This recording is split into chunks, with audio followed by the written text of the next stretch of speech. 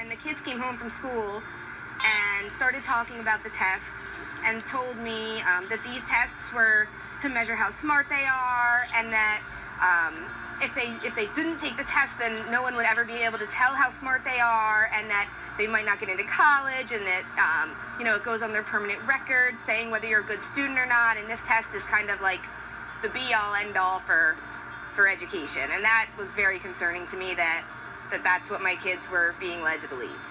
I read everything I could about it. Any study I could come across.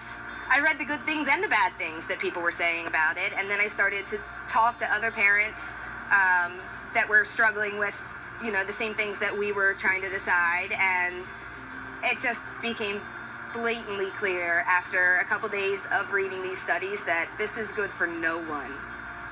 I wrote a letter and just expressing that I'm using my legal right to opt my children out of the tests, listed a few reasons why, and I waited for their response. You have to give it in writing in Pennsylvania. I don't know if it's that way in every state.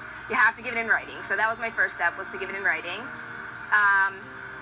And I got an email back that just said, we have received your complaint, and, we will honor this wish. Or, a blanket email saying, blah, we saw your paper and this is what we think. And then I did have to go in and I had to review the tests with the administrator, and I had to sign off on them that I had seen the tests. I had to also sign a big non-disclosure saying I wasn't going to go give the answers to anyone, and that was that. We have already seen a wave.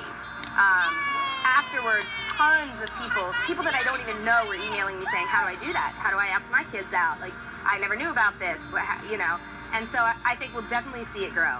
I sat down with my kids and I explained to them, I'm not telling you that all tests are bad. You're going to be tested in things your entire life. In your job, in your family, everywhere you go in life, you will be tested. It's not all tests that are bad. It's what's behind these tests and what it's doing to our schools and our teachers that's bad.